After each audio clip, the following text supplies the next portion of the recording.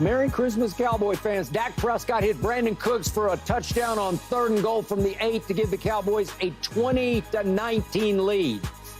But 3 minutes and 27 seconds remain. Plenty of time for the Dolphins to move 64 yards in 12 what felt like inevitable plays, including the walk-off field goal.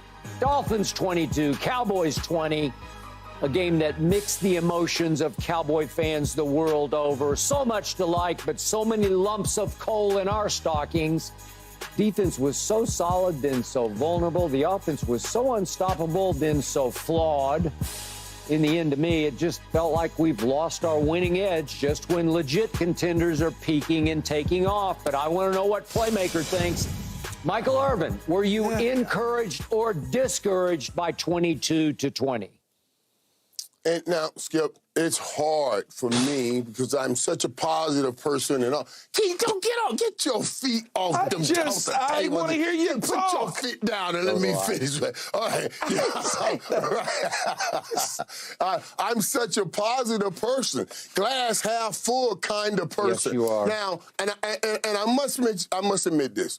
This is different, Skip. This is different because I'm sitting next to you now, you know, and I'm a competitor, a great competitor. So when I sit next to all them other dirty dog, devil, Dallas Cowboys hating, I naturally flare up ready for a fight. You do. But since I'm sitting next to someone who loves the Cowboys like I do, then now I'm willing to open my ear gate and listen. Yep. And I know you tried to tell me some of these things. And I said, no, I still see the Dallas Cowboys as an elite team.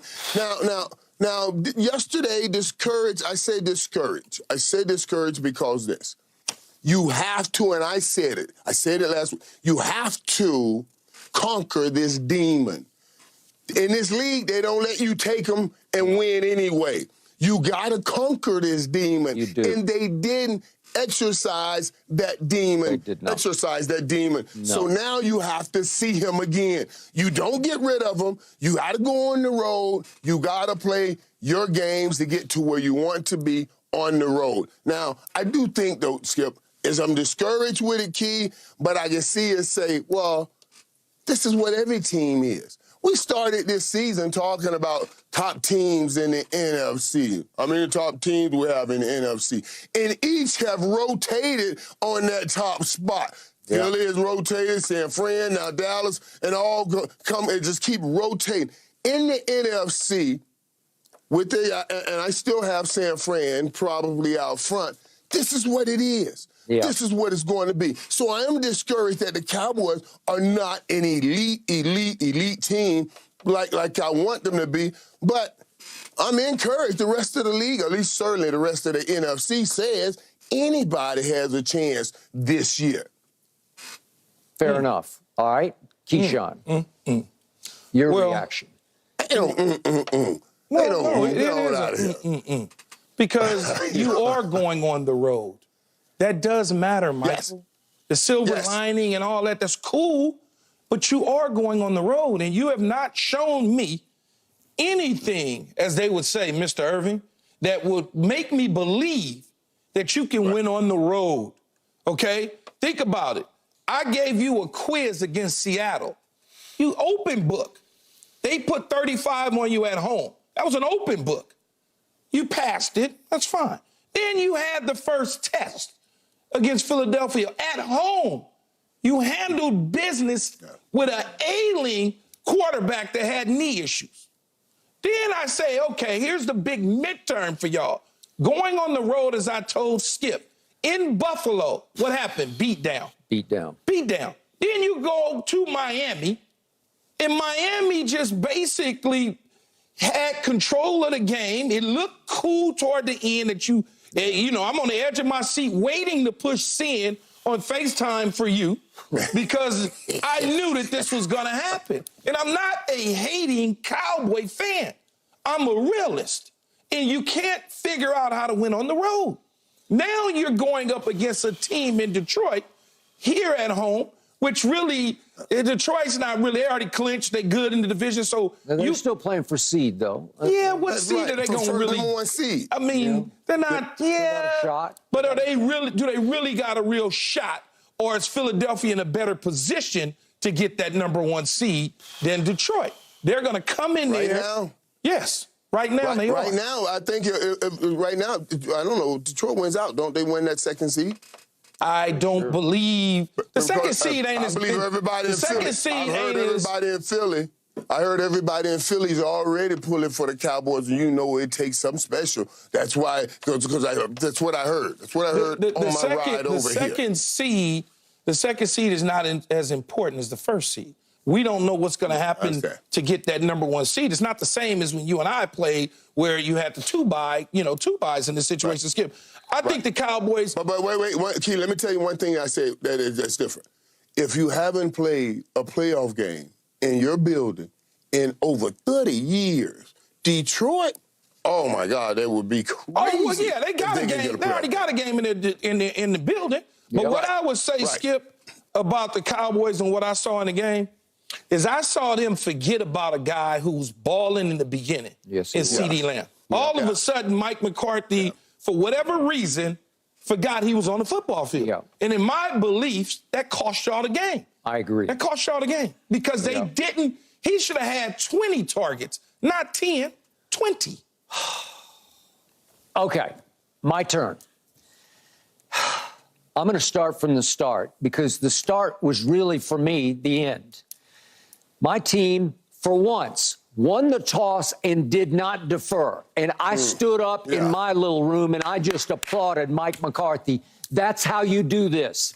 You say, our offense is going to ram it right down their throats and we're going to seize control because we're going to seize momentum and they're going to let's make them match us instead of us sort of playing not to lose. Let's play this to win.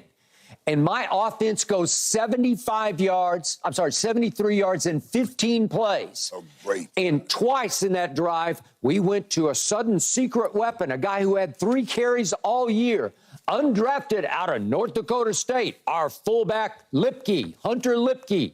And I'm like, really? We're featuring him now? And we get down to the goal line, and I'm going to show you first a carry by Tony Pollard. And after Brandon Cooks had gone 9 yards on a reverse, now we're down to the 1 yard line. And first, this is the Tony Pollard little quick toss. And I could not believe he didn't get this ball in the end zone. That is their safety, Elliott, who weighs 210 pounds. I'm sorry. I love Tony Pollard, but you got to get that ball in the end zone. He got turned around. I understand, but you got to hit it. Why didn't he sprint to the end zone? Why didn't he sprint to the corner? You just got to hit it harder. One way or the other, you got to use your momentum and your quickness and your speed and your power to get the ball to break the plane. And he got spun backward, and the ball did not break the plane because he gets tackled backward. He goes backward with the ball never threatening to break the plane. So now all of a sudden, he does get the first down, but he doesn't get the touchdown. So now it's 1st and goal at the 1 yard line. You have 4 chances to get it in from 1 yard. And we go back to our secret weapon. The genius Mike McCarthy says, let's give it to the undrafted rookie fullback and see if he can power the football over the goal line. And he does not get the handoff.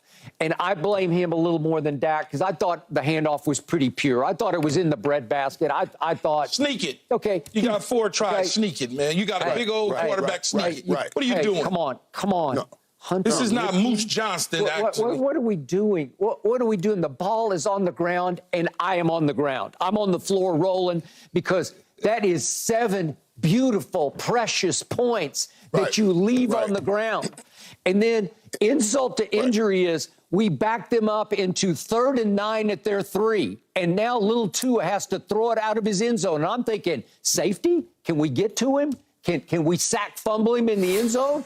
And here's what he does. On 3rd and 9 from the 3, he drops back and goes bombs away over Stephon Gilmore and throws a dime to Waddle. That was his throw of the day. I mean, I don't know how you can do it prettier than that.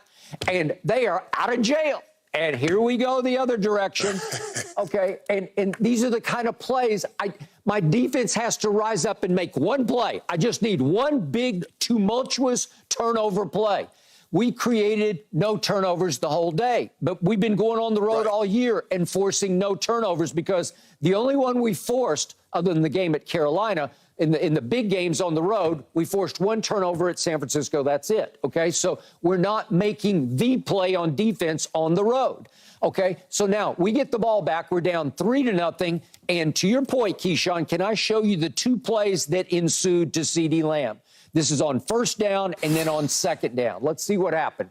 This is to 88. This is the new 88 in the long line of 88s. That's the first one. And this one is the showstopper. A little crosser, and he is gone, and he is running with anger. He is beasting. He is, as Keyshawn said, there's one Cowboy who is flat out balling right now, and it's 88, who started reminding me of that 88 I covered back in the 90s for the Dallas Cowboys. You feed him to the cows come home. Hey, come on, right. Come on. You just feed him. So, his tongue fall out. So what happened in the first half? He catches 4 balls for 93 yards, and it looked like he was just taking the game over, right? In the second half, he caught 2 balls for 25 yards. It's just wrong. It's just you either have to blame Mike McCarthy or Dak Prescott. And much of the second half, to me, just to my eye, how many times do we see Dak drop back in the second half and double clutch it like I'm going to go. No, I'm not sure. We just never looked sure in the second half, and it was miraculous. It was like a Christmas Eve miracle that he did hit Brandon Cooks, if we could see the play, on 3rd and goal after he'd gotten sacked, and it looked like we were going the wrong direction. And then he rises up and hits little Brandon Cooks, who's become our best red zone threat, which is beautiful throw. Hard for me to believe. Great throw, great catch. Great throw, great catch by a little man. That was on Jalen Ramsey, by the way. Okay, that'll work. Okay, I'll take it. But, Michael, I don't know about you. As soon as his feet came down inbounds for the touchdown, I'm looking at 3:27 left, and I did not believe in my heart of hearts that we could keep them from kicking a field goal to win the game. I just didn't believe it. Right. But let me say, okay, and let me dive in on it a little bit, Skip, because go. When I look at the purity of this game and the purity of it, that you held the #1 offense in the National Football League to 19 points. You did. All game. Yep. All game. One touchdown. One touchdown. One touchdown, yeah. 5 field goals. Okay. One touchdown, 5 field goals. You held Tyreek Hill to 99 yards. You did. I'll take it. Jalen Waddle, that was a great play by Jalen Waddle, but it's the only reception he had all day. I can't touch that defense. Okay. I don't even want to hear it. I can't bother that defense. That defense did what it did. This defense averaged giving up 22 points on the road. Now, come on, you're the #2 offense. You're putting